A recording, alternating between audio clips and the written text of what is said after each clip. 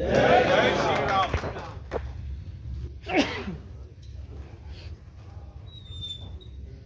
इतने साल इस इंडस्ट्री में गुजारे हैं, इस तरह की गैदरिंग से कभी आमने सामने नहीं हुआ कि सब एसोसिएशन एक साथ हो फेडरेशन के तत्वाधान में। और बीइंग एन एक्टर मैं वहीं तक सीमित रहा। राजनीति में सोचने का, राजनीति में करने का कोई शौक नहीं था, इच्छा नहीं थी बिल्कुल भी। नेता बनने का कोई शौक नहीं था, लीडरिंग का कोई शौक नहीं था। उत्तर प्रदेश से आया हुआ एक नॉर्मल सा युवक, और उसी तरह मैंने अपनी जिंदगी यहाँ गुजारी है। जो लोग मुझे जानते हैं उन सबको पता है कि इस इंडस्ट्री में जितने सो कॉल्ड मैनिपुलेशंस होते हैं वो मैंने नहीं किए। मुझे आते भी नहीं थे, आज भी नहीं आते। And that is why I speak straight, बिल्कुल स्ट्रेट। जहां तक राजनीतिक सभा की बात है, मुझे 1988 से जब से रामायण बहुत पॉपुलर हुई थी, तब से मुझे राजनीति में ऑफर्स आते रहे, पर मेरा कभी मन नहीं किया। As I said it, I am too straight line of a person, you know. मैंने कहा नहीं, मेरा ये काम नहीं है, मुझसे होगा भी नहीं, मुझे आता भी नहीं है, और ये अब तक भी होता रहा। फिर एक दिन, आज 23 तारीख है, 22 जनवरी पिछले साल की, रामलला के मंदिर में बैठे हुए थे हम, तो उनका अभिषेक होने वाला था। और उस दिन मेरे मन में एक थॉट आया कि इस देश में या समाज में हमने आध्यात्मिक और धार्मिक सेवा तो रामायण के थ्रू काफी की है, हुई है, लेकिन कभी 1 to 1 जिसे हम जन सेवा कहते हैं डायरेक्टली, वो कभी नहीं हुआ। ये थॉट इधर से आया और इधर से निकल गया, और उसके कुछ दिन बाद मुझे एक फोन आया कि हम ऐसा सोचते हैं कि आपको हम मेरठ से आप हमारे लिए चुनाव लड़ें, तो what do you think of it. और वो व्यक्ति जो बरसों से मना करता रहा, उसने एक पल भी नहीं लिया ये कहने में कि इट्स ओके, आइए। तो मैं ये आपको पहली बात तो है कि समय अपने आप में इतना ज्यादा बलवान होता है कि जो जब होना होता है वो होकर तो रहता है, लेकिन इसका मतलब ये भी नहीं होता कि हम अपना कर्म ना करें, हमें कर्म तो करना होता है। तो ये है कहानी मेरे राजनीति में आने की। और यहाँ आने के बाद जब मुझे सबसे पहला मौका मिला कि मैं कुछ बोल पाऊँ, तो मैंने जो पहला मुद्दा पार्लियामेंट में उठाया था वो ये था कि जो हमारा OTT प्लेटफॉर्म पे जो हम देखते हैं, उसमें बहुत सारी चीज़ें ऐसी होती हैं जो हम फैमिली व्यूइंग नहीं कर सकते। सबसे पहला मुद्दा मेरा वो था।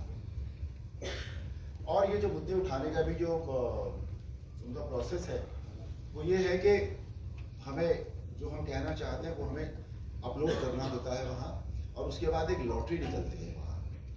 उस लॉटरी में हमारा नंबर आ जाए तो ठीक है, हम बोल पाते हैं, वरना नहीं बोल पाते। तो एक दिन मैंने जब इंडस्ट्री का मुद्दा उठाया और उस दिन मेरी लॉटरी लग गई और मैं बोल पाया।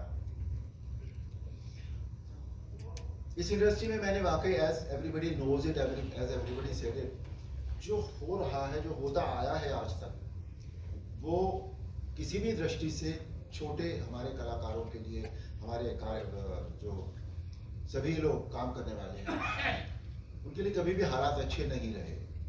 बहुत खराब हालात रहे हैं शुरू से। जितना एक्सप्लॉइट उनको किया जा सकता है उतना किया जाता रहा है। इसको लेकर कई बार मुझे याद है बहुत बड़ी बड़ी लंबी लंबी स्ट्राइक्स भी हुई थी। एक बार फाइटर्स ने स्ट्राइक की थी, बहुत बड़ी लंबी स्ट्राइक चली थी।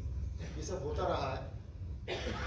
तो मैंने जब वो मुद्दा उठाया और उसका रिजल्ट जो है वो आज पहला कदम हमारे सामने,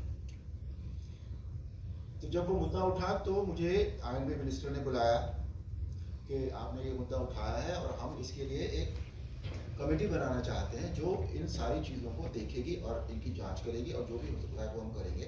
और इसमें हम लेबर मिनिस्ट्री को भी इन्वॉल्व करेंगे। फाइन, चलो कहीं कुछ तो हिल रहा है, मतलब मूवमेंट हो रहा है सिस्टम में। और लेकिन वो कमेटी फिर किन्हीं वजहों से नहीं बन पाई। But in the mean time मैं जब भी लेबर मिनिस्टर से मिलता रहा, हमारे आदरणीय श्री मनसुख मांडविया जी से, मैंने हमेशा कहा कि सर वो एक कमेटी बन रही थी, वो नहीं बनी, आईएनबी ने भी नहीं बनाई और आपके यहाँ से भी नहीं बनी होगा। तो उन्होंने कहा नहीं, हम इस पर काम कर रहे हैं। और फिर कुछ दिन पहले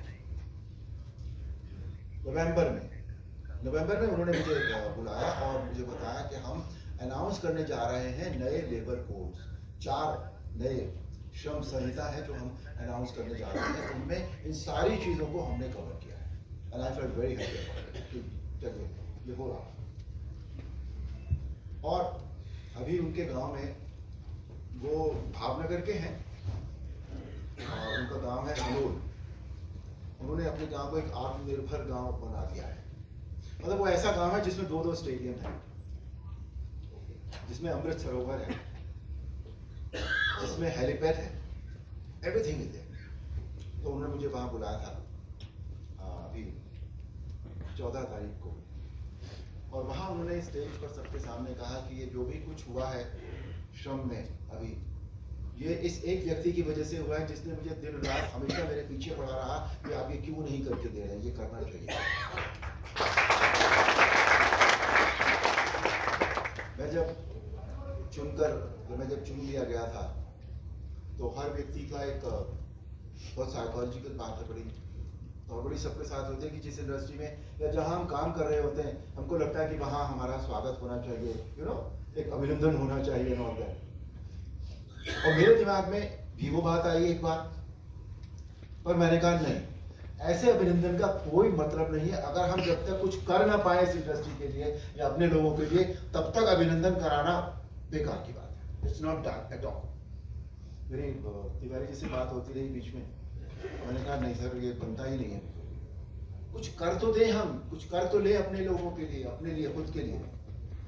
और अब जब बात हुई तो अभी भी मैं नहीं आ रहा था, मुझे मनसुख मांडविया जी ने कहा है कि अगले महीने वो यहाँ आएंगे, पूरे फिल्म इंडस्ट्री के सभी लोगों के साथ एक बहुत बड़ा मीटिंग होगी जिसमें संवाद होगा, और उसमें वो एक्सप्लेन करेंगे पूरी तरह से कि ये जो श्रम कानून अभी बने हैं ये किस तरह से लागू होंगे।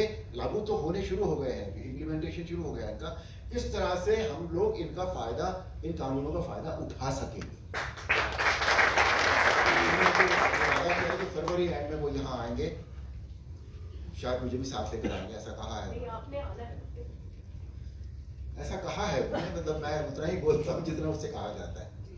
तो तब ये सारी चीजें जो है वो डिटेल में बताई जाएंगी यहाँ पर जो भी जितना भी मैंने कानूनों को पढ़ा है वो अपने आप में बहुत पूरे इस बार कानून है। मैं आपको कुछ बताना भी चाहूँगा। मैं एक कोई डॉक्यूमेंट यहाँ लेकर आया हूँ क्योंकि बात श्रम की है, और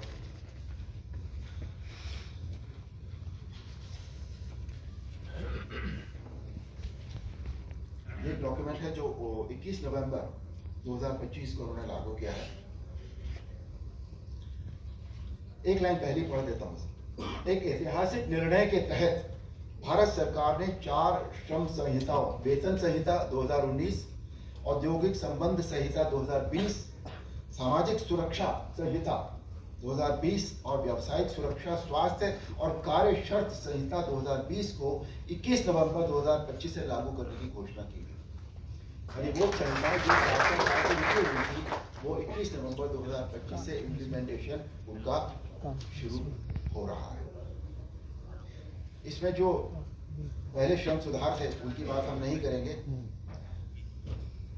देखिए कितनी चीजें हैं जो अभी हम सोचते हैं, सिर्फ फिक्स्ड टर्म कर्मचारी, स्थायी कर्मचारियों के बराबर सभी फायदे मिलेंगे। गिग और प्लेटफॉर्म श्रमिक, अनुबंध कर्मचारी, महिला कर्मचारी, युवा श्रमिक, एमएसएमई श्रमिक, बीड़ी और सिगार श्रमिक, बगान मजदूर, ऑडियो विजुअल और डिजिटल मीडिया कामगार, जिस कैटेगरी में हम सब आते हैं। इलेक्ट्रॉनिक मीडिया के पत्रकारों, डबिंग आर्टिस्ट, और स्टंट पर्सन समेत डिजिटल और ऑडियो विजुअल कामगारों को अब पूरा फायदा मिलेगा। इसमें हम सब लोग सभी कामगारों के लिए नियुक्ति पत्र अनिवार्य होगा, जिसमें उनका पद नाम, वेतन और सामाजिक सुरक्षा के अधिकार साफ साफ लिखे हों। समय पर वेतन का भुगतान सुनिश्चित किया जाए। ओवर टाइम तय घंटों से ज्यादा काम सहमति से होगा और सामान्य मजदूरी से कम 2 गुना मिलेगा। ये इतने जैसा यहाँ जी ने कहा था कि कोशिश करेंगे कि ये लागू हो जाए। मुझे लगता है जहाँ तक जिस तरह से हमारे प्रधानमंत्री काम करते हैं, उनमें ऐसी कोई बात नहीं होनी चाहिए कि ये पूरी तरह जो है वो लागू न हो। तो होपफुली हमने पहला कदम हम लोगों ने बढ़ा लिया है। एंड आई एम श्योर कि जो हमारी समस्याएं आज तक रही हैं, तो धीरे धीरे मैं ये मानता हूँ कि एक दिन में कुछ भी कम नहीं होता है, देखता है, बट हो जाए, I am sure about it. तो आपसे बस इतना ही कहना था। और